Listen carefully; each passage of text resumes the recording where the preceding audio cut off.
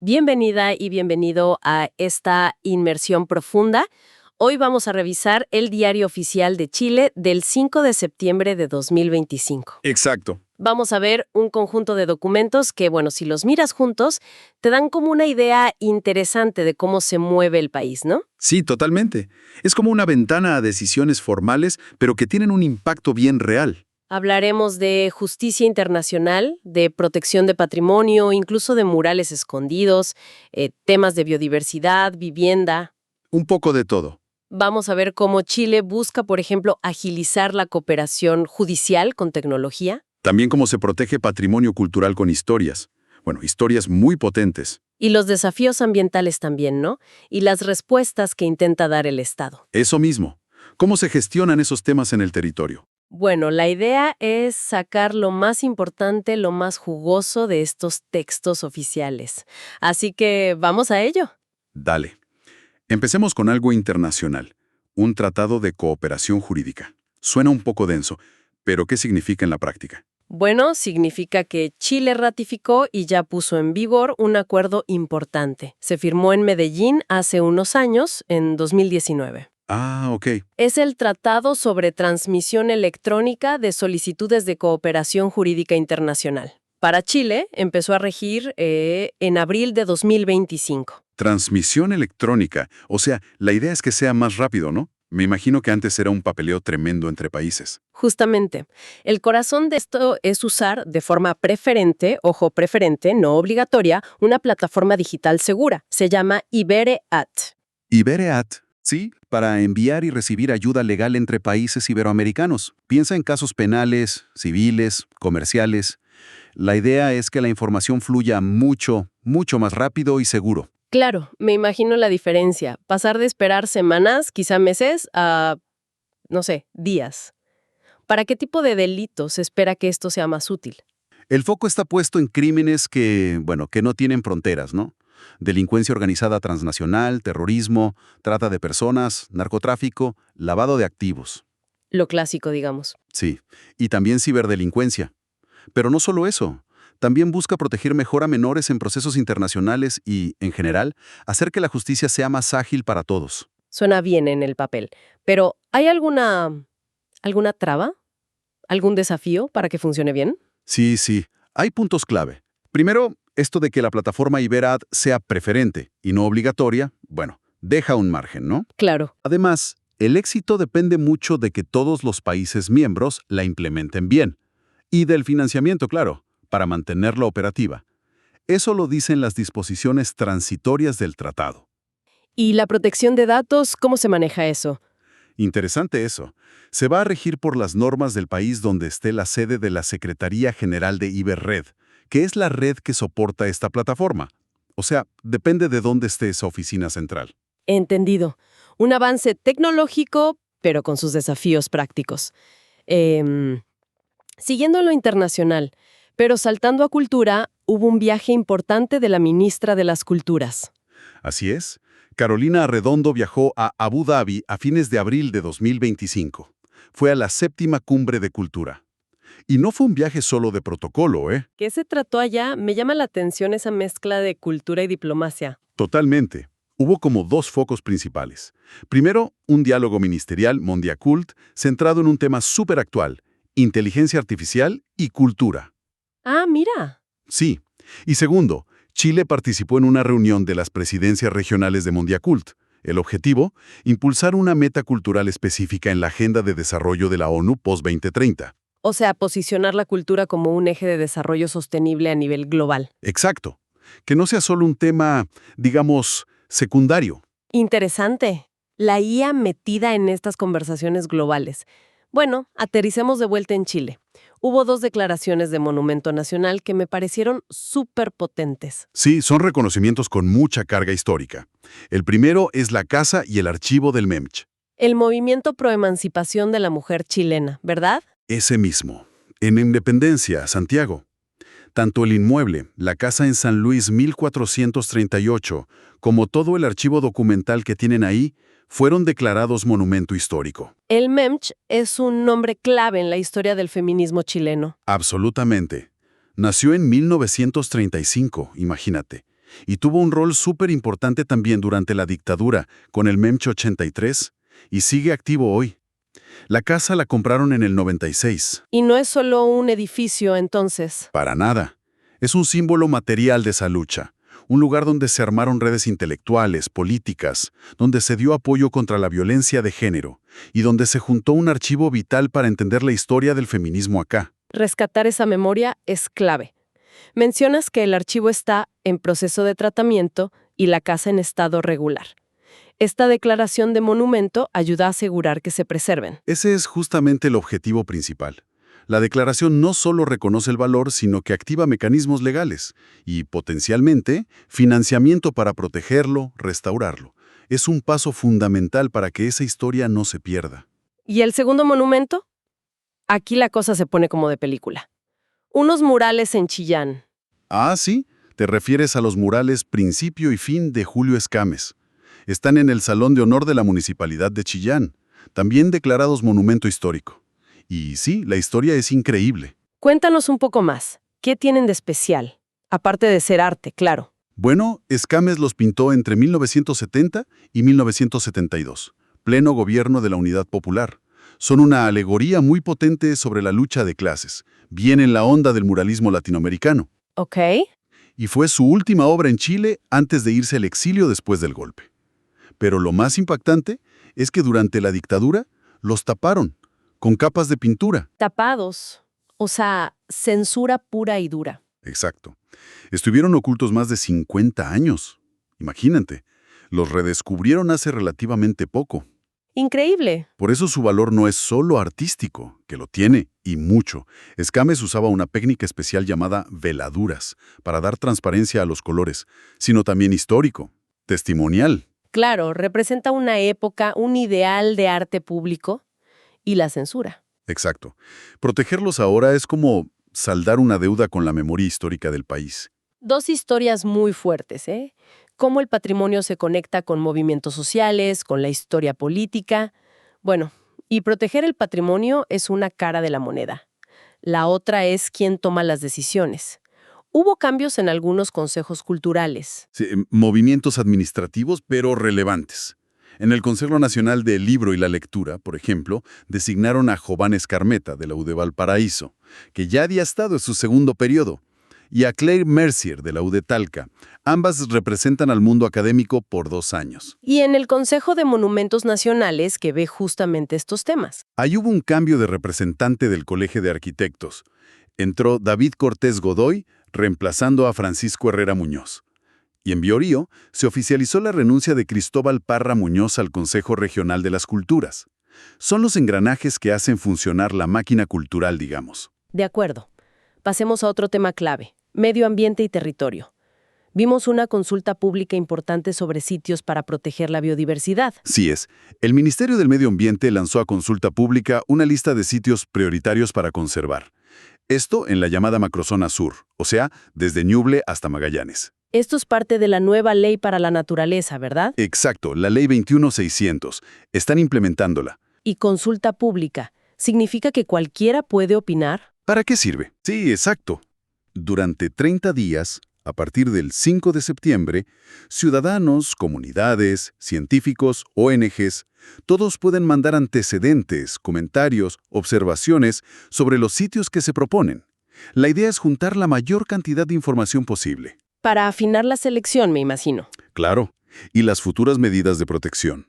Es un paso clave para que la conservación tenga legitimidad, que considere el conocimiento local, el conocimiento experto. ¿Y qué tipo de lugares hay en esa lista? ¿Algún ejemplo que nos dé una idea de la diversidad? Uy, la lista es súper variada. Refleja la riqueza ecológica del sur. Incluye lugares como los nevados de Chillán, alta montaña, mucha biodiversidad. O la quebrada Caramávida en Biobío, que es donde vive la población de huemules que está más al norte. Mira tú. También el área marina de Isla Mocha, fundamental para aves como la fardela blanca. Los humedales del lago Budi en la Araucanía, vitales para aves acuáticas. El bosque antiguo de Yancahue, en los ríos. O Bahía Lomas, en Tierra del Fuego, que es un humedal importantísimo a nivel mundial para aves migratorias. Una muestra impresionante, la verdad. Ecosistemas muy distintos. Y hablando de proteger el medio ambiente, pero desde otro ángulo, más de salud pública, nos llamó la atención una medida en Valparaíso. Con neumáticos. Sí, una resolución de la Seremi de Salud de Valparaíso suena específica, pero ataca un problema serio. Prohíbe recolectar y trasladar neumáticos fuera de uso, los NFU, sin autorización sanitaria previa. Esto en las provincias de San Felipe y Los Andes. Neumáticos. ¿Por qué esa preocupación justo ahí? ¿Y con los neumáticos? La razón principal es el riesgo del mosquito Aedes aegypti, el que transmite dengue, zika, chikungunya. Claro. Resulta que han encontrado ejemplares de este mosquito en esa zona, y de forma creciente. Y los neumáticos viejos acumulados al aire libre, si juntan agua, son un criadero perfecto para las larvas. Tiene sentido. Además, la resolución dice que hay una acumulación excesiva de neumáticos porque no hay suficiente capacidad en la región para darles una disposición final adecuada. O sea, se juntan y se juntan. Entiendo. Un problema ambiental que se vuelve riesgo sanitario. ¿Y qué puede la autoridad ahora para poder mover esos neumáticos? Bueno, ahora se necesita un plan de manejo, aprobado por la Seremi, claro.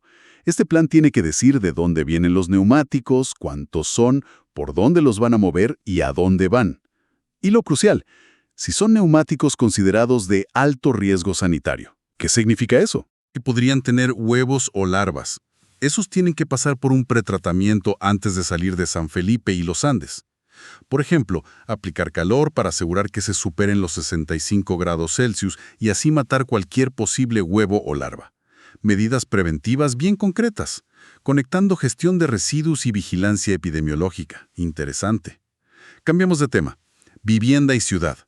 Vimos una respuesta habitacional en Tarapacá para un problema bien particular, los socavones. Sí, un llamado especial del subsidio DS49. Este es el Fondo Solidario para familias vulnerables, pero este llamado está enfocado en quienes perdieron sus casas por socavones, sobre todo en Alto Hospicio, un problema geológico grave allá por los suelos salinos. ¿Y qué facilidades especiales tiene este llamado? Pensando que es una emergencia. Lo principal es que flexibiliza requisitos que normalmente se piden para el DS49. Por ejemplo, no exigen el ahorro mínimo previo. Tampoco el tramo exacto de vulnerabilidad en el registro social de hogares. La idea es facilitar al máximo el acceso a las familias que se quedaron sin casa, literalmente. ¿Y qué tipo de viviendas se pueden construir con esto? ¿Qué soluciones financia? Hay varias opciones. Construcción en sitio propio, que primero implica demoler lo que quedó dañado. Pequeño condominio, si se agrupan familias. O densificación predial, que es construir en el mismo terreno donde ya hay otra vivienda. Los montos de los subsidios son importantes. ¿Podemos hablar de cifras para entender la magnitud? Claro, el subsidio base puede llegar a 740 UF, la unidad de fomento, que se ajusta con la inflación, para sitio propio, y hasta 1050 UF para las otras modalidades. Ok, y a eso se suma un factor por ser zona extrema. Y ojo, hay varios subsidios complementarios clave, hasta 600 UF para preparar el terreno, que puede incluir demoler o estabilizar el suelo, hasta 200 UF por buena localización y hasta 156 UF al año para ayudar con arriendo o albergue mientras construyen. Incluso hay un extra para mejoras sustentables, ¿no? Sí, hasta 80 UF si incluyen mejoras de eficiencia energética o hídrica. Lo notable aquí es cómo una política nacional de vivienda se adapta a una emergencia local muy específica. Claro. Los montos, la flexibilidad, buscan hacer realmente posible que las familias afectadas reconstruyan. Y otro punto interesante. El llamado permite usar explícitamente proyectos industrializados y metodología BIM. Building Information Modeling. Básicamente, usar modelos digitales 3D para planificar y hacer la construcción más eficiente. Es una apuesta por modernizar incluso en medio de la urgencia. Una respuesta adaptada entonces. Y en el otro extremo del país, en Arica y Parinacota, un llamado más estándar, pero igual importante para mejorar barrios. Sí, se abría la convocatoria 2025 o 2026 del Programa de Espacios Públicos del Ministerio de Vivienda, del MIMVU. Este programa funciona como en dos fases. A ver. Primero, los municipios postulan para que el MIMVU les financie el diseño de un proyecto. Una plaza, un parque, una calle, lo que sea. Si ese diseño se aprueba, después postulan a la ejecución de la obra, Ahí el Minbu pone la mayor parte de la plata y el municipio un aporte menor. Un proceso en etapas para mejorar la calidad de vida urbana. Y para cerrar, vivienda, una actualización de un proyecto grande en Santiago. Sí, una modificación en la selección de proyectos para un terreno bien grande en Cerrillos, el lote IX de Ciudad Parque Bicentenario. Esto es bajo el programa DS-19 que busca integrar familias con distintos ingresos. ¿Y por qué se modificó? Vino después de que algunas empresas constructoras, las entidades desarrolladoras, presentaron reclamos sobre los puntajes que les habían asignado. ¿Y qué pasó con los reclamos? ¿Cambió mucho el resultado? Se acogieron parcialmente los reclamos de dos entidades, Inmobiliaria Sañartu y Vías Gestión y Asesorías. Le subieron un poco los puntajes, pero el resultado final no cambió drásticamente. O sea, los proyectos de Sañartu, el condominio Vértice, con 1.280 viviendas, siguen seleccionados para construirse. Y los de Vías, Nuevos Aires, con 1.278 viviendas, se mantienen en lista de espera, aunque ahora con mejor puntaje. Es un ajuste administrativo, digamos, después de revisar formalmente. Entendido. Entremos al último bloque. Actividad económica, empresas, regulación. Empecemos con energía. Vimos un ajuste a un proyecto de transmisión eléctrica. Correcto. Un decreto que modificó las condiciones de un proyecto que se había adjudicado a la empresa MATE. Mate. Mataquito Transmisora de Energía S.A. Se trata de construir una nueva subestación eléctrica en Cauquenes, en la región del Maule. ¿Y cuál fue el problema? ¿Por qué modificar algo que ya estaba adjudicado? El problema fue la ciudad, el crecimiento urbano de Cauquenes hizo imposible construir la subestación en el terreno que estaba planeado originalmente. Ah, lo típico. La planificación urbana y la energética que no conversan. Exacto. Cosas que pasan. ¿Y cuál fue la solución que aprobó el decreto? Bueno, le permitieron a la empresa buscar un terreno alternativo, pero en un radio más amplio. Ahora pueden buscar hasta 3 kilómetros alrededor de la subestación que ya existe. Antes era solo 1 kilómetro. Y además les dieron más plazo para construir. La operación comercial ahora se espera en 54 meses desde esta modificación. Pero hubo una parte de la solicitud de Maete que no prosperó, ¿cierto? Exacto. Al principio, Maete también quería modificar la línea eléctrica que iba a conectar esta nueva subestación con la red. Pero retiraron esa parte. ¿Por qué? Porque la Comisión Nacional de Energía, la CNE, emitió un informe técnico diciendo, básicamente, que la propuesta de modificación de la línea no garantizaba poder transportar la electricidad necesaria de forma segura y confiable, lo que técnicamente llaman problemas de suficiencia. Ah, entonces esto deja una pregunta abierta. Tienen permiso para la subestación en otro lugar, pero ¿cómo se va a conectar si la propuesta de línea fue cuestionada? Esa es la interrogante que queda flotando. Ilustra lo complejos que son estos proyectos de infraestructura. ¿Resuelves un problema? La ubicación. Pero surge otro, la conexión. Habrá que ver cómo se aborda. Siguiendo con energía, pero mirando al futuro, hubo una convocatoria importante. Sí, la CNE llamó a todos los interesados, empresas, consultores, académicos, ONGs, etc., a inscribirse o actualizar sus datos en el Registro de Participación Ciudadana. ¿Para qué? Para poder participar formalmente en el proceso de planificación de la transmisión eléctrica para el año 2025, es decir, para poder opinar sobre qué nuevas líneas y subestaciones se necesitan en el país. El plazo para inscribirse es hasta el 26 de septiembre. Una instancia clave para influir en el desarrollo energético. ¿Qué otros movimientos económicos o regulatorios destacaron? Varios más. La Subsecretaría de Economía publicó la lista de fundaciones, corporaciones, universidades, etc., sin fines de lucro, que pueden recibir platas del Fondo Regional para la Productividad en 2025. Ok. En temas de quiebras, la Superintendencia de Insolvencia sacó de la lista oficial a un liquidador concursal, Ignacio Facuse Pizarro, porque no renovó una garantía obligatoria que les piden para asegurar que hagan bien su pega. Y vimos varias citaciones a juntas de accionistas. ¿Algo destacable ahí? Son movimientos corporativos habituales, ¿viste? Inversiones Yagán, para ver si reparten dividendos o venden activos.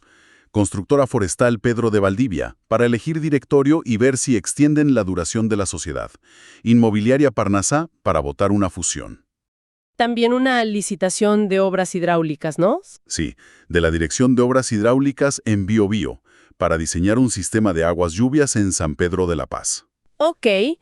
Cambiando de rubro, en telecomunicaciones, Vimos cómo sigue creciendo un programa para llevar Internet a las escuelas. Sí, se modificaron contratos de concesión de la empresa Ingbel. El objetivo es sumar más escuelas rurales o aisladas al programa Conectividad para la Educación 2030. ¿Y cómo funciona eso? Bueno, el Ministerio de Educación identifica nuevas escuelas que necesitan conexión y se usan fondos públicos, del Fondo de Desarrollo de las Telecomunicaciones, para subsidiar el servicio que da la empresa. ¿A qué zonas llegaron estas nuevas conexiones ahora? Se publicaron 2 modificaciones. Una sumó 12 escuelas en comunas de O'Higgins y Maule. Por ejemplo, Rancagua, Linares, Longaví, Retiro, Colbún. Bien. La otra agregó 6 escuelas en Valparaíso y Coquimbo, en lugares como Putaendo, Yayay, Combarbalá, San Felipe, Catemu, Panquehue. ¿Y qué tecnología usan para conectar estos lugares? A veces son de difícil acceso. Usan una combinación. En algunos casos, conexión satelital de órbita baja, tipo Starlink, que llega a casi cualquier parte. En otros, si es posible, se conectan con fibra óptica. A veces usan infraestructura que ya existe de otras compañías. ¿Y los plazos? Los decretos detallan los subsidios y los plazos. Apuntan a tener estas escuelas conectadas entre fines de 2025 y principios de 2026. Es un esfuerzo continuo, ¿no?, para cerrar la brecha digital educativa. Fundamental, sí. Y para ir cerrado ya, una actualización en transporte local y otra en becas de educación superior. En San Antonio se extendió hasta fin de año la restricción vehicular para los taxis colectivos. Funciona según el último dígito de la patente, de lunes a viernes. Una medida para manejar la congestión, básicamente. El decreto también detalla algunas extensiones para servicios rurales específicos. ¿Y lo de las becas? ¿Qué cambió? Se modificó el reglamento de becas de educación superior, para ser más claro sobre las reglas de suspensión de estudios para los becados. A ver, Básicamente, se refuerza que para poder congelar los estudios y por lo tanto la beca, sin perderla, el estudiante tiene que haber mantenido un cierto nivel de avance académico antes de pedir la suspensión. bien. Hicimos un recorrido intenso por el diario oficial del 5 de septiembre. Uf, desde tratados digitales y murales rescatados, Sí. hasta protección de humedales, soluciones para socavones, ajustes en proyectos de energía, de conectividad, de todo un poco. Queda claro la diversidad de frentes en los que actúa el Estado, ¿no? Y cómo estas decisiones, que a veces parecen áridas en el papel, bueno, tocan aspectos súper concretos de la vida de la gente y de los territorios. Y si tuviéramos que quedarnos con una idea o una pregunta dando vueltas, a mí me dejó pensando el caso de la subestación en Cauquenes.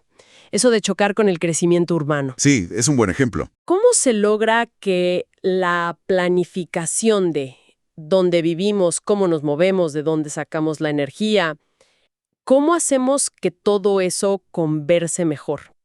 ¿Cómo anticipamos estos conflictos para tener un desarrollo que sea realmente sostenible y no estar apagando incendios todo el tiempo?